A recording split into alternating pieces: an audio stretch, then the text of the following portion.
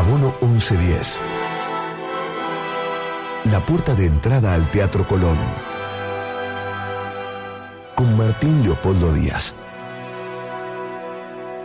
En la 1110.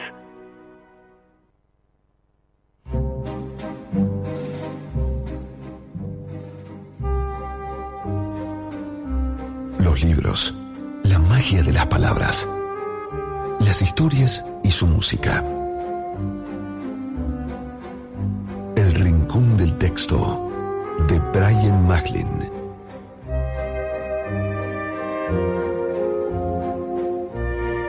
Y llegó el momento del señor Brian Macklin y su columna. ¿Cómo estás, Brian? Buenas noches, Martín, Charlie, ¿cómo andan? ¿Cómo te va, bien, Martín? Muy bien. Brian. Tenemos muchos llamados y mensajitos. Brian, perdón, antes de comenzar la columna, ¿quién llamó? Charlie. Pero llamaron por mí, ¿no? Para saludarme. Por Caballé, por Montserrat Caballé, perdón. pero si no después, es muy interesante lo que viene ahora. Camila Padovani dice que bueno, que se alegra por la nota a Montserrat Caballé y también porque está cumpliendo los 94 años justamente en el día de hoy. 84 años. 84 años. Y Jorge Leonardo Fumarola, que nos está escuchando también a través de la app.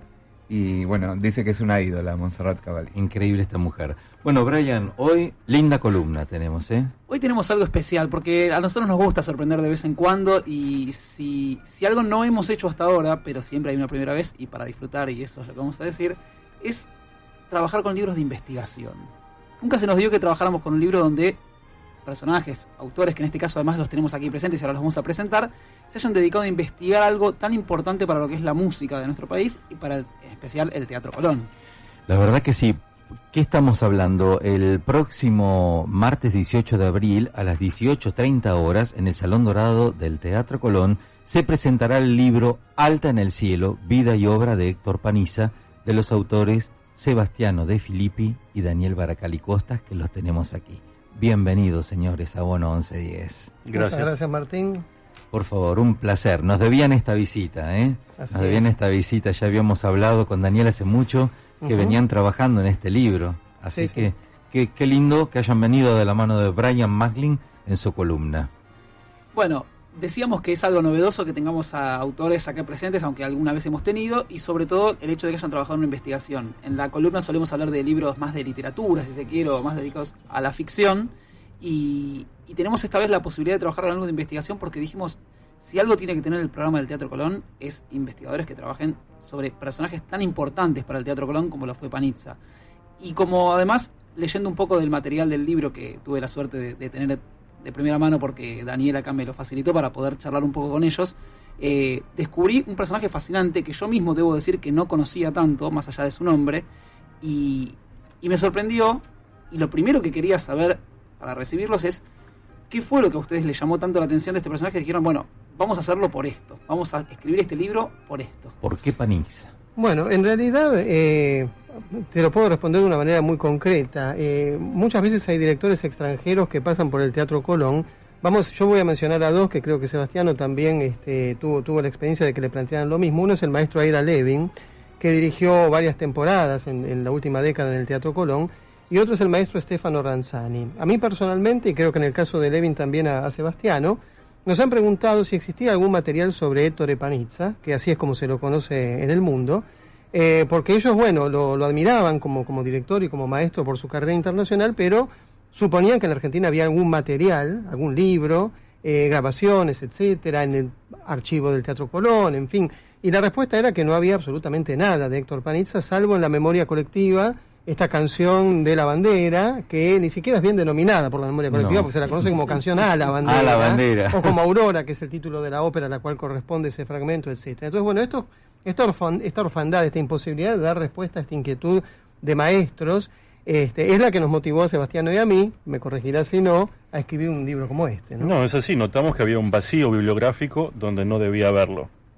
Sabíamos, por supuesto, que Panizza era un compositor importante y un director de una carrera impresionante, pero este par de años de investigación superó inclusive nuestras expectativas en ese sentido. Descubrimos a un personaje realmente de enorme peso.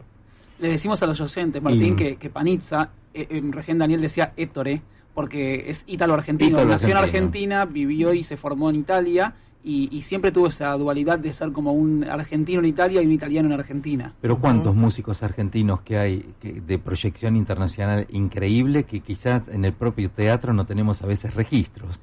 Sí, claro, y esto es un tema que lo atormentaba a Panizza. El libro da cuenta de esto, ¿no? El tema de que él, por la ley argentina y por su idiosincrasia, nació en Buenos Aires. Su primera lengua fue el español, pero al mismo tiempo la lengua de sus padres era el italiano. Se fue de muy chico a Italia y, por supuesto, al ser hijo de italianos también es italiano.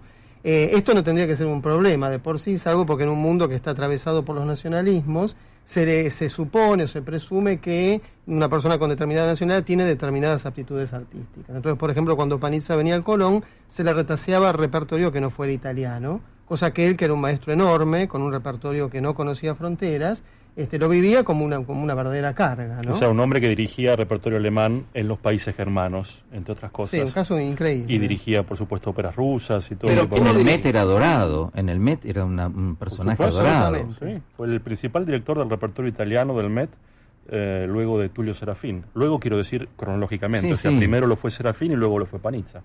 ¿Pero pudo dirigir en el Colón óperas más allá de la ópera italiana o no? Sí, claro Sí, que sí. sí. Dirigió óperas rusas, Sí, dirigió dirigió Gluck, Wagner dirigió inclusive, ¿eh? Wagner, dirigió óperas argentinas. Pero se quejaba de que la mayor parte de las veces que lo llamaban era para ópera italiana, como si él no pudiera hacer ópera alemana como Busch o Kleiber, que Claro. eran en un momento fueron su, entre comillas, competencia. en el teatro Estamos colón. con Sebastiano De Filippi y Daniel Baracali Costas, autores de Alta en el Cielo, vida y obra de Héctor Panizza, un libro que se presentará el 18 de abril en el Teatro Colón. Todos los que trabajamos en recopilación de material histórico sabemos que es un trabajo de investigación, es muy difícil y es un trabajo que no se termina nunca. ¿Cómo empezaron a recopilar todo el material? ¿Por dónde empezaron? Ujú.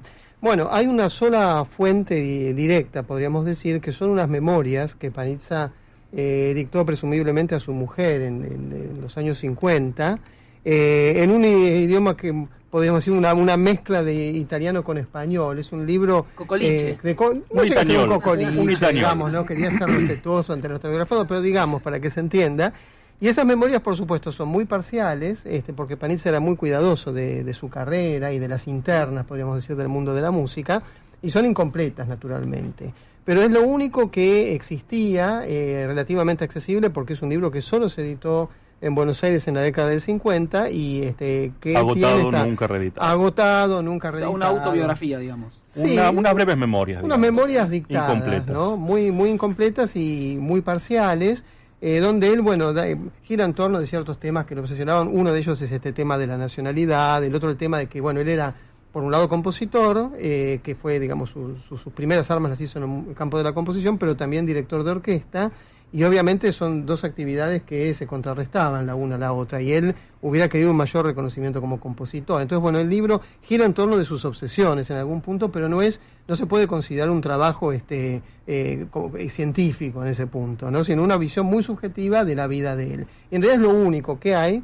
Y después, bueno, Sebastián, contá nuestras otras Después, herramientas. por supuesto, tuvimos que acudir a quienes lo llegaron a conocer y están aún entre nosotros, que son pocos, pero los hay.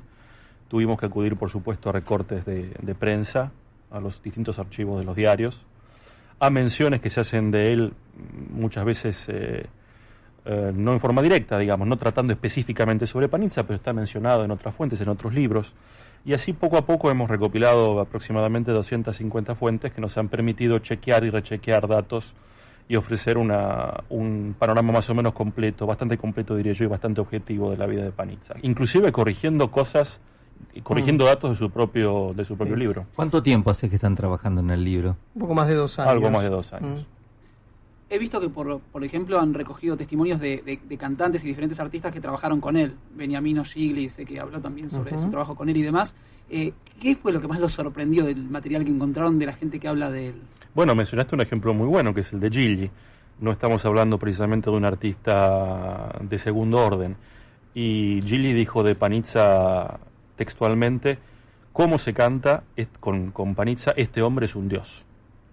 Esto de la boca de alguien como Beniamino Gigli creo que no amerita mayores comentarios. Es un comentario realmente muy... Es un buen parámetro para nuestros oyentes, porque tenemos oyentes que incluso a veces nos pedían, bueno, podemos escuchar algo de Beniamino, y siempre nos hablaban de algunos autores, y quizás para aquellos que no recuerdan o que no conocen o que olvidaron el nombre de Panizza, está bueno que a través de otras personas puedan ir llegando lateralmente a conocer a este artista. Así es. El peso que tuvo Panizza como concertador de ópera es secundario, digamos, cede solamente ante la figura de Toscanini. Yo creo que no es segundo de nadie más que no sea Toscanini. Ahora podemos hablar en un ratito del vínculo ese con Toscanini, que es importante. Importantísimo. Y vamos a escuchar entonces a un amigo muy querido del programa, Darío Volonté, cantando la canción... ¿Cómo se dice? De la bandera. De la bandera. Y la letra es diferente también, ¿eh? Aquí entonces la voz de Darío Volonté acompañando a Sebastiano De Filippi y a Daniel Baracali Costas antes de la presentación de su libro.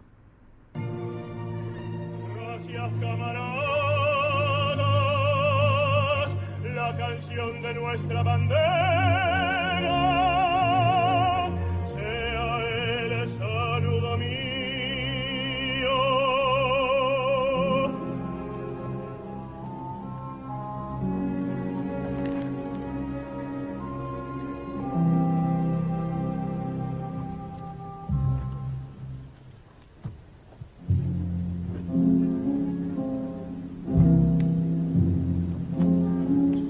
Alta en el cielo un águila guerrera, audaz se eleva a vuelo triunfal, azul un ala del color del mar, azul un ala del color del cielo.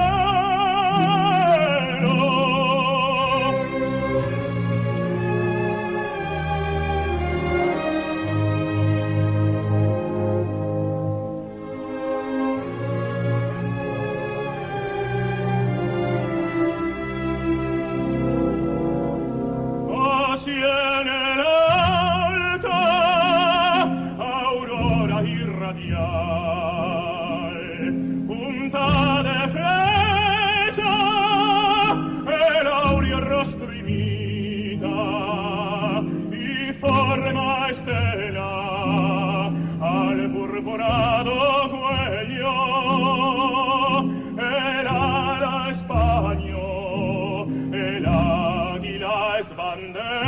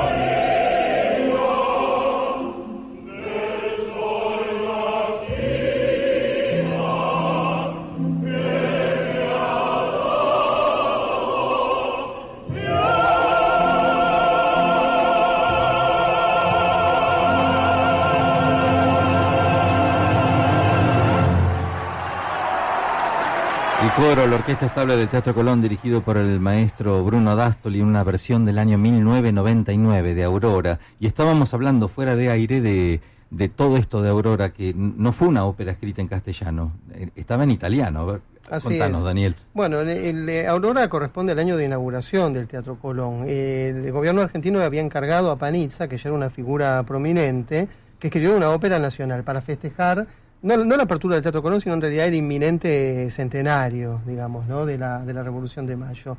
Y Panizza escribe una ópera que lleva el libreto a sugerencia de un personaje local, por otro lado, pero contrata a través de la Casa Ricordi a uno de los libretistas de Puccini, que es Luigi Illica, o sea, el autor de La Bohème, de Tosca, Sí. de Madama Butterfly, es el autor del texto original en italiano de la Canción de la Bandera. Lo que quiere decir que una de las canciones patrióticas más importantes de la Argentina es un aria de una ópera cantada en italiano. Y así se estrenó en el Teatro Colón en 1908. Con un tenor italiano, un elenco italiano, Con un de hecho. tenor italiano. Exacto. Exactamente. Cantada íntegramente en italiano como era tradición en esa época. Y por supuesto, los que buscaban en esa ópera un exponente de un nacionalismo que en ese momento en Argentina estaba todavía en pañales, pero que ya se estaba desarrollando, tiraron sus dardos contra Panizza diciendo que en realidad él había traído una ópera italiana, un producto Italiana, en italiano en y sin italiano. música, Exactamente. digamos, nacional. señalando los por así errores del decirlo. argumento, etcétera, cosa que a Panizza le dolió muchísimo.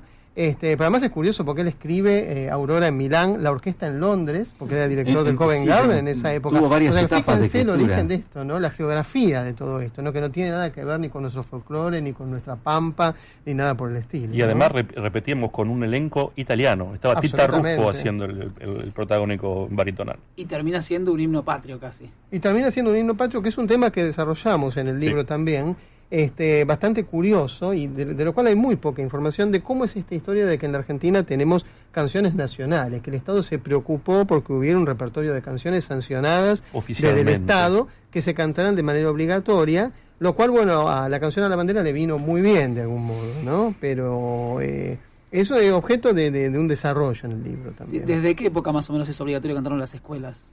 1900, Y en realidad se tradujo al 40, español en el 45. 45. Que te digo una En el cosa, 45. que yo soy profesor de música, soy músico y colega y todo, si vas a los colegios ahora y ves cómo las cantan, te querés morir.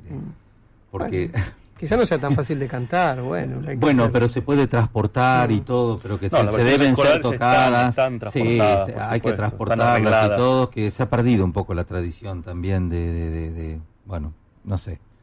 En fin, ¿lleva coro, Aurora, o no lleva coro? Originalmente la Canción de la Bandera no lleva coro, es un aria para tenor con acompañamiento de orquesta. El coro, por ejemplo, que escuchábamos ahora en la versión del 99 de la ópera completa en el Colón, fue un arreglo bastante habitual que se hace para que en un número musical de tanto simbolismo, de tanto peso simbólico, pueda participar la masa coral. Pero originalmente no está escrito eso.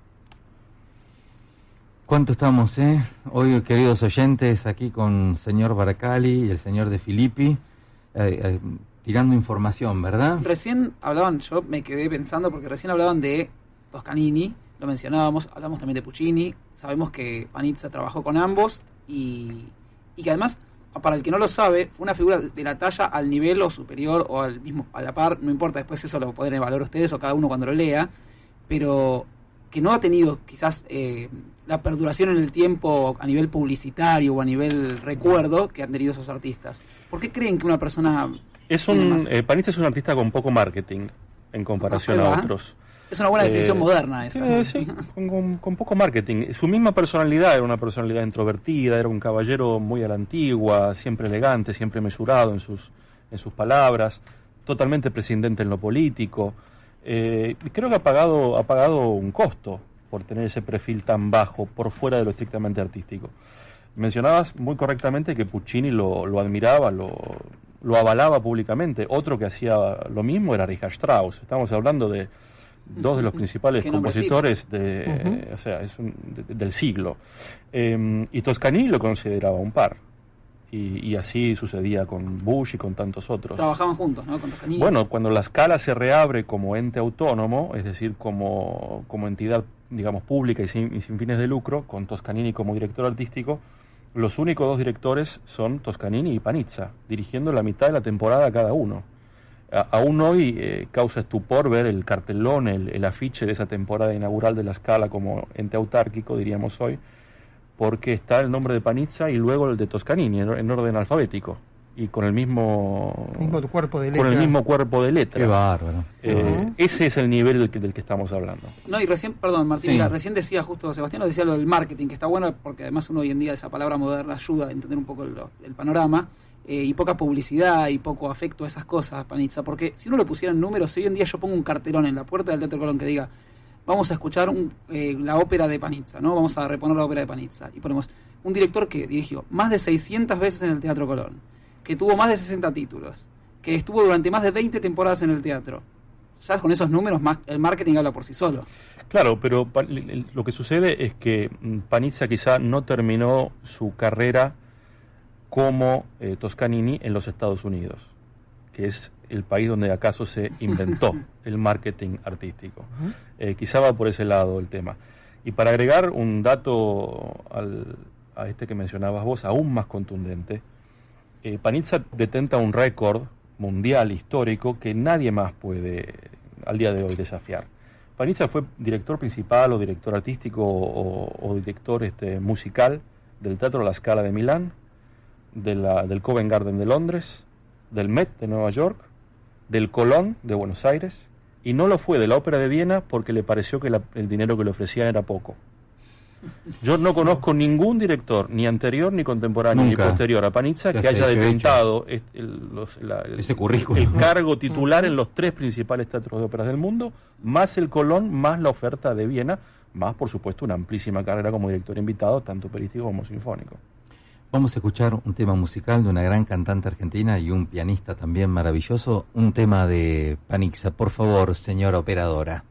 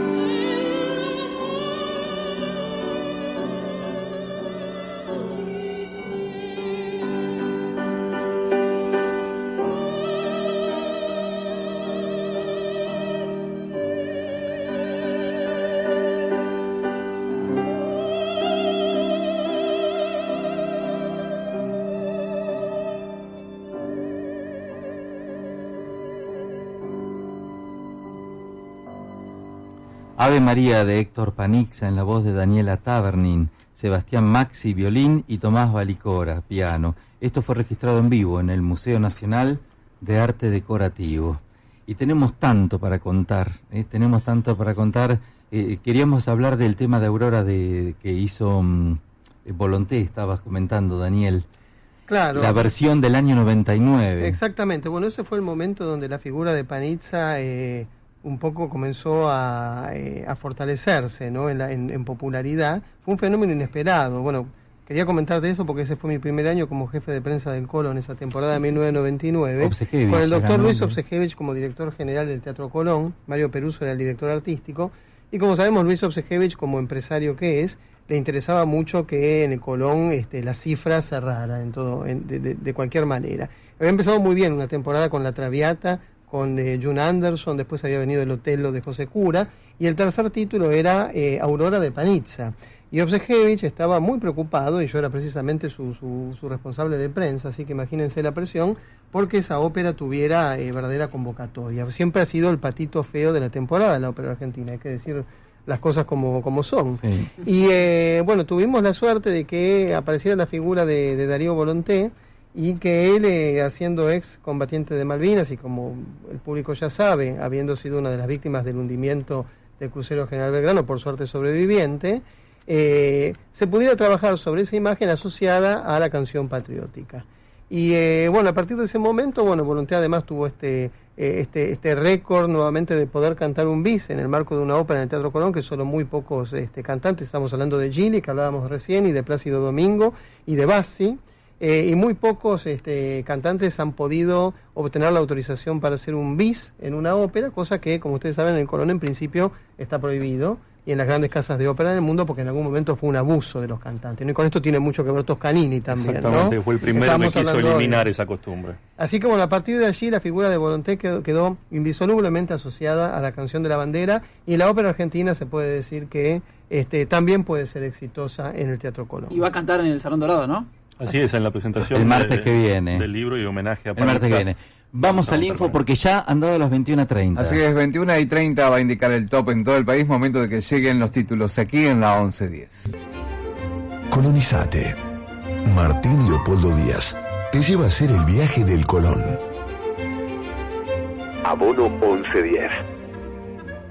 El Teatro Colón en tu radio. Recuerden, el martes 18 de abril a las 18:30 horas, todos al Salón Dorado, porque se presenta el libro Alta en el Cielo, vida y obra de Héctor Panizza, de los autores Sebastiano Di Filippi y Daniel Baracali, que los tenemos aquí, han venido de la mano de Brian Macklin en su columna. Y no paramos de hablar, No paramos, esto además es un súper lujo, ya lo veníamos hablando, hablamos de los números, es contundente, es increíble, hasta es en algún punto una denuncia de por qué no se lo recuerda como debería recordárselo. Y recién, fuera del aire, hablábamos, y algo muy simpático, vamos a decirlo, que es que estamos ante dos Indiana Jones, ¿sí? De la música clásica, porque se han puesto en la titánica tarea de recopilar y recuperar la vida y obra de este personaje.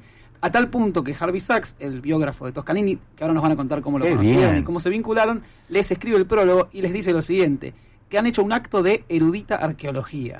¿Qué nivel, Qué bien, ¿no? Bueno, Harvey Sachs visitó Buenos Aires hace un par de años. 2 años justamente, coincidente con esta inquietud nuestra sobre Panizza, y vino a Buenos Aires con la idea de encontrar aquí material sobre Arturo Toscanini, porque Sachs es el biógrafo más importante que ha tenido Arturo Toscanini en su historia, quien más ha investigado esa figura.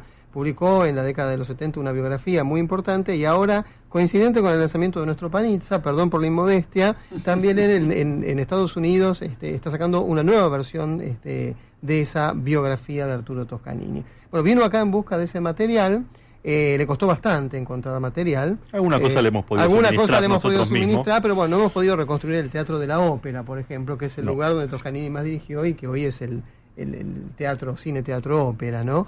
Pero bueno, más allá de esas decepciones, trabamos un contacto por afinidad, y porque además es un ser humano extraordinario, realmente, muy poco norteamericano en ese sentido, ¿no? Un hombre muy crítico de su propio país también, lo cual lo vuelve muy Vivió sano, muchos años, ¿no? En Inglaterra y en Italia. Y en Italia. Y bueno, es un hombre muy prestigioso, y cuando nosotros le confiamos esta idea de trabajar sobre Panizza, teniendo en cuenta que Panizza fue el adlátere más importante que tuvo Toscanini durante muchísimos años, obviamente ahí la afinidad quedó absolutamente sellada, ¿no? Después, bueno, en sendas visitas que hemos hecho a Nueva York, hemos podido anticiparle nuestro trabajo, él lo ha podido leer, y finalmente, bueno, aceptó leerlo, inclusive en español, porque este libro todavía tiene una versión en español que esperamos que pueda ser traducido, porque naturalmente en el mundo tendría interés, y él aceptó leerlo también en español y prologarlo. Y eso nos honra mucho, realmente. Sí, bien, qué orgullo. Qué Hay lujo. una evidente pasión cuando hablan de este personaje y de su trabajo. Yo, sin ser ofensivo ni mucho menos, recién decía, hay algo de obsesión también, ¿no?, en este trabajo. Sí, hay algo de obsesión, sobre todo porque a medida que uno descubre más cosas sobre el personaje, se entusiasma y sigue tirando de alguna manera de la cuerda hasta con el afán de encontrar todavía más información. Y además, como comentábamos fuera del aire, un libro de estas características o una investigación de estas características automáticamente significa una cantidad de datos fácticos, de datos concretos, como ser fechas, lugares, teatros, orquestas, nombres de artistas, títulos de óperas en los idiomas más diversos. Y todo eso requiere una cantidad de chequeos y de la información y de relecturas de la obra para que todo lo que esté plasmado en el libro esté correcto, exacto. Y bueno, eso sí, es un trabajo que requiere mucha obsesividad. Yo creo que nos ha llevado a releer el libro no menos tiempo que escribirlo o investigarlo, porque seguro. a cada relectura encontrábamos un pequeño dato a chequear o a corregir. Y lo seguiremos encontrando. Y seguramente Claro. lo seguiremos Bueno, un encontrando. trabajo de investigación. Me quedé pensando en algo. El tema que ustedes decían de la disyuntiva de Paniza con sus nacionalidades. Sí. ¿Qué se sentía, más argentino o italiano? No, yo creo que él se debía sentir en algún momento universal, porque pensemos en un hombre que se ha adaptado a las sociedades más diversas. Pensemos en un hombre que trabajó en Inglaterra cuando era joven y lo invitaba Eduardo VII a comer, digamos, de ese nivel estamos hablando, ¿no? Lo invitaba a la sobrina de Napoleón Bonaparte después de una función. O sea, se ha codeado con una Belle Époque, estamos hablando de la época antes de la Primera Gran Guerra y entre las guerras, donde todavía existía esos modales y ese tipo de sociedad europea que después, bueno, ha ido desapareciendo. Luego ¿no? lo recibió el Duce para completar, También. digamos, el Claro, listado. también, bueno, También. pero- Eso también da una idea de la amplitud y de la altura de los personajes con los Yo cuales quiero él se escuchar la cuadra. voz de Panixa que han traído. Vamos a escuchar la voz de Panixa que han traído en Bueno, el archivo. hay que descubrirla, porque ¿Hay que es lo descubrirla? único que quedó. Y hay Una que tener cosa un muy poquito furtiva. de paciencia. Hay ¿Qué que tener un vamos a poquito de escuchar paciencia. ahora, Daniel? Bueno, es un fragmento del Matrero de Felipe Boero. Hablando de ópera argentina, tenemos que recordar que hubo una ópera que le ganó a Aurora, porque se representó más veces, y en algún momento, ahora hace mucho que no se hace, que es el Matrero de Felipe Boero. Pero también tenemos que recordar que fue Héctor Paniza quien estrenó en 1929 el Matrero de Felipe Boero. Con lo cual vemos que no era un hombre egoísta, ¿no? Porque puso su arte al servicio de un colega.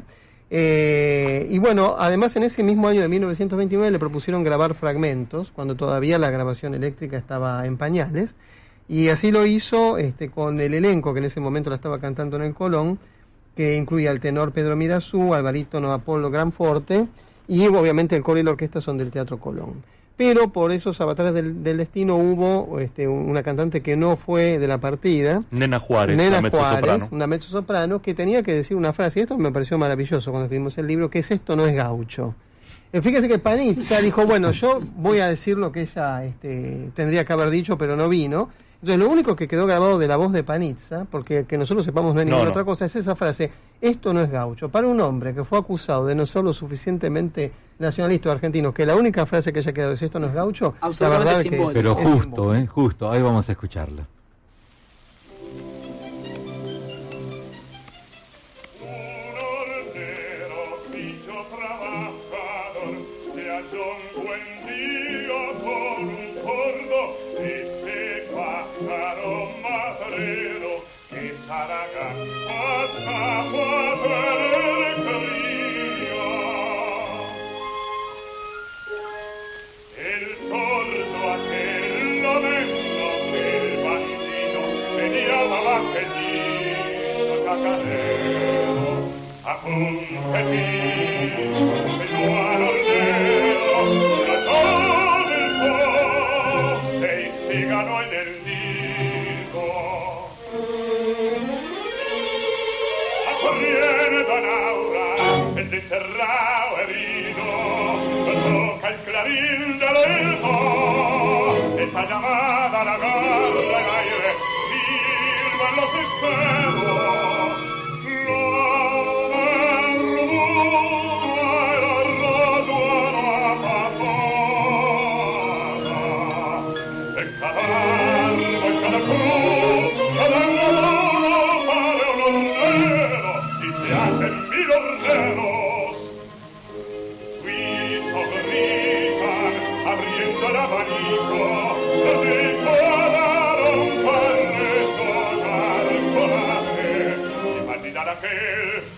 comienzan el viaje con un poco de barro en cada pico.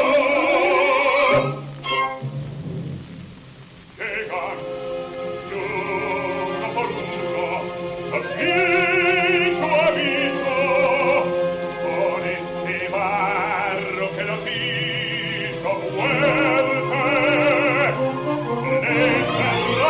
Cerraron al nido la salida y quedó el gordo acorralado en vida por nuestro barro que con pelo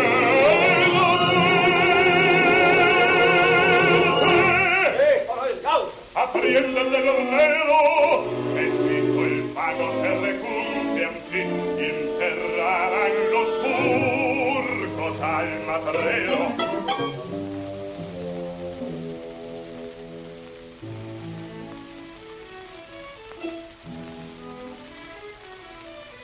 Donde suena mi vihuela, sabe que viene a llorar. Pero precisando escuela, donde suena por rabiar, sabe que va a enronquecer, en mordoras al mirarse. Que tuito en cruz desconsuela, que no la vas a escuchar, que tiene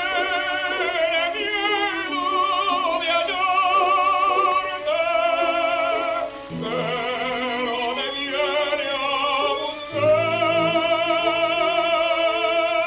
donde suena mi vihuela, con su lenta maradonear.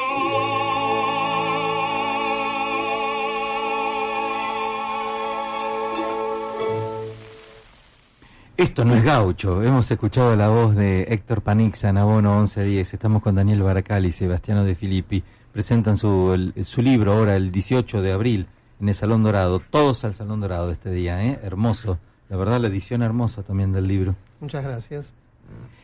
Queríamos hablar, que estábamos comentando con Brian, de las transmisiones de Héctor Panizza.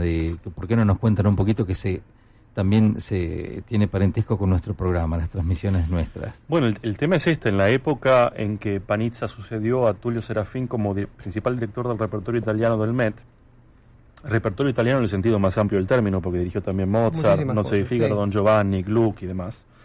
Se empezaron a hacer los famosos broadcasts, o sea, las transmisiones en vivo de las óperas, una vez por semana era, Daniel, si no recuerdo mal, ¿verdad? Sí. De las óperas que se daban en el Met, de forma tal que a todos los Estados Unidos llegaban, lo mismo que las transmisiones de la NBC de los conciertos de Toscanini, en otro momento, llegaban las funciones de ópera dirigidas por Panizza, y todas, o la mayor parte de ellas, luego fueron atesoradas y editadas en discos compactos, de forma tal que hoy casi todas están editadas por el sello Naxos, pero también hay otros sellos independientes que las editan. Y en casi cualquier lugar del mundo se pueden conseguir estas funciones históricas del Met dirigidas por nuestro maestro.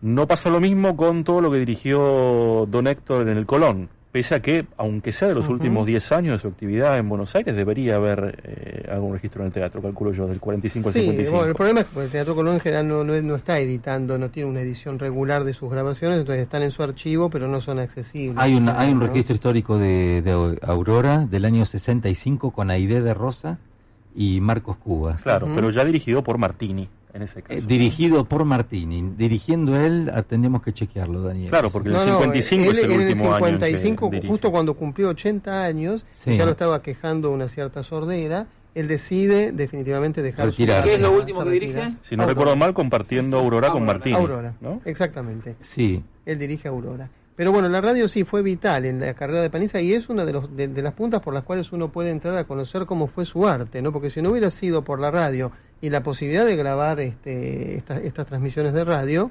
sería mucho más pobre lo que tendríamos de Panizza, ya que él grabó antes en estudio La grabación del material que acabamos de escuchar es una grabación de estudio, a pesar de ser contemporánea a una función del Teatro Colón, pero bueno, eso es mucho menor en cantidad, mientras que por suerte los broadcasts del Met son bastante abundantes y han quedado razonablemente bien grabados, ¿no? El sonido es bastante bueno y hay algunas versiones, por ejemplo, de Otelo, de Aida, de Un baldo en máscara, que son impresionantes. Esto convalida que, bueno, ahora la inmodestia es nuestra, esto convalida que las transmisiones que hace Martín desde acá, desde la radio con el Teatro Colón y demás, es un aporte muy importante también para poder conservar como archivo histórico todo lo que sucede en el teatro. Sí, sí. No, lo hacemos todo en equipo y gracias a los técnicos realmente. Los técnicos son el ABC de la radio. Yo lo que digo, como bien pampeano que soy provinciano, que la AM llega a todos lados y se puede escuchar. Bueno, ahora tenemos la aplicación de los teléfonos y tenemos también las páginas de internet, se puede escuchar en todo el mundo. Pero qué importante para mucha gente que quizá no tiene acceso a un teatro lírico, ya sea por dinero o por distancia, poder escuchar las transmisiones directamente desde un teatro lírico, ya sea, bueno, como comentabas de Sebastiano, en el caso de este hombre, que qué visionario fue en aquel momento, ¿no? Como lo fue también Regina Pacini cuando fundó la radio. Esta radio fue fundada hace 90 años para transmitir las funciones del Teatro Colón. Sí, absolutamente. Sí, sí. Y Panizza fue un pionero absoluto, no solo de las transmisiones de radio, sino también de las grabaciones en estudio. Porque, por ejemplo, una de las de las cosas que nosotros consignamos en el libro es que la primera grabación comercial que se hizo de la Sinfonía Italiana de Mendelssohn, por ejemplo, la hizo Panizza, precisamente, que es una muy buena grabación. Y además es extraordinaria, es una grabación que vale la pena escuchar porque se aprenden muchas cosas. Y es la primera grabación de edición comercial que se conozca de esa obra. Ahora, vos sos músico también. ¿Cuándo nos vamos a avivar entonces los argentinos de los talentos que tenemos? A ver, te lo pregunto en criollo. Ya que hablamos de criollo, yo también. Porque Martín en es criollo. Martín es gaucho, es pampeano. Yo soy pampeano. Y ya que Panizza dijo, es gaucho, lo decimos en gaucho. ¿Cuándo nos vamos a avivar de la gente que tenemos? Yo creo que podríamos hacer un planteo similar, pero desde otra perspectiva. Sí. Que es que el talento o la capacidad no tienen pasaporte. Nunca. Y eso también significa lo contrario, que por ser argentino uno no es más, no es menos, pero tampoco es más que otro. Totalmente. Esto me permito decirlo yo sin que sea una falta de respeto por nadie, porque yo comparto con Panizza la binacionalidad. Así que no quiero que suene un comentario cipayo. Pero creo que el quid de la cuestión es que los pasaportes, cuando hablamos de la capacidad y el talento, no tienen ninguna significación. De hecho, no deberían tenerlo. Sí, de hecho, nuestro libro, digamos, uno no se propone un determinado objetivo ni ideológico, ni para nada cuando uno escribe un libro, pero fatalmente en algún momento eso aparece, porque cuando uno trata de retratar un personaje, ese personaje está metido en la realidad. En la realidad, en una época, en una historia. Exactamente, como decía Borges, como la estaca pampa bien metida en la pampa. Y en el caso de Panizza, bueno, no fue inmune, pensemos que pasó 2 guerras mundiales, ¿no? Vivió el fascismo en Italia, vivió el peronismo en la Argentina también, y siempre salió airoso de todas estas cuestiones porque los artistas corren el riesgo de ser manipulados muchas veces desde la política. Le costó igual la mitad de Toscanini. Exactamente, ¿no? Porque precisamente Toscanini, que fue el campeón de una personalidad avasallante, que además se opuso con una lucidez increíble al fascismo y al nazismo cuando todavía nadie se oponía, que fue escrachado en la propia Italia por eso justamente, que se le quitó el pasaporte. Bueno, una personalidad de las pocas que hay, que tiene una lucidez casi desde el primer momento. Cuando observa que Panizza tiene una personalidad obviamente diametralmente opuesta a la de él, porque era un hombre muy discreto y muy medido, bueno, finalmente hemos encontrado una carta donde dice que Panizza, siendo inclusive un gran artista, como no se le podía negar, evidentemente pretendía vivir como esclavo, lleva a decir, ¿no? Porque no ama la libertad como... Le reconoce ser artista, pero no hombre. Hombre libre, digamos. Es muy fuerte esto, pero igual recordemos la idiosincrasia de Toscanini. Para que Toscanini dijera de alguien, y sobre todo de un colega director de orquesta, que era un artista, ya era un hecho extraordinario. Era un hecho absolutamente extraordinario. No olvidemos que cuando Erich Kleiber, el Toscanini germano, dirigió la orquesta de la NBC, invitado por Toscanini escuchó el concierto, y opinó, non ci fu male. Eso era lo máximo, digamos. ¿no? Que Toscanini diga non ci fu male de Erich Kleiber, para, digamos, nos da la idea del peso que significa para alguien como Toscanini decir Panizza, pese a ser un artista, no es un hombre digno. No. De todas maneras, y me quedó pendiente porque fue una pequeña digresión que hice, que cuando decía que no nos proponíamos ninguna ideología al escribir el libro, pero lo que surge en realidad es el gran daño, y esto creo que lo compartimos con Sebastiano, muchísima gente seguramente no lo compartirá, el gran daño que hicieron los nacionalismos en las carreras de muchos artistas, en las sociedades también, porque las guerras mundiales tienen mucho que ver, ¿no? Hablamos el otro día de Shostakovich. Hemos hablado mucho en esta columna también de varios libros sobre diferentes artistas como Shostakovich y otros artistas. La semana pasada hablamos de República Checa, de otros artistas y escritores ahí que se vieron involucrados con diferentes cuestiones durante la época no caer en las manos de la, porque hay una manipulación política. Claro, hay una visión ingenua del nacionalismo que es el amor a la patria, que eso puede ser considerado algo muy positivo en la medida en que se traduce en trabajo, en compromiso, ¿no? en cosas que necesitamos mucho en Argentina, por otro lado, ¿no? En amor a los propios talentos, y otra cosa es juzgar, etiquetar, encasillar y manipular a la gente porque pertenecen a una nacionalidad o no, porque bueno, la actividad artística no tiene fronteras. Aparte aquí estaríamos hablando de un falso nacionalismo, en el sentido que Panizza, nacido en Buenos Aires y con tanta actividad en la Argentina, es hoy en día mucho más recordado en Nueva York y en Londres que en su país natal. Ahora, para ir cerrando un segundo, quiero saber, última pregunta, Martín, de mi parte, y después ya te dejo a vos terminar. En un trabajo de este nivel, de esta obsesión, de este desarrollo, además de la pasión y de la admiración que ustedes evidentemente tienen por este personaje, ¿logran distanciarse y decir, bueno, ok, me pongo frío, más allá de que lo admiro, puedo criticarlo, puedo cuestionar o no? Sí, claro que sí. Además, una cosa... A ver, no son compartimentos estancos, pero un artista tiene su producción profesional y artística y tiene su vida privada, particular, política, ideológica o lo que fuera. Una vida. Tiene su vida aparte que no tiene por qué estar, por otra parte, expuesta necesariamente a la mirada del público. Yo como músico le tengo una enorme admiración, y no tanto o no solo por la carrera extraordinaria que desarrolló, sino por la calidad de lo que escucho cuando pongo un disco de él.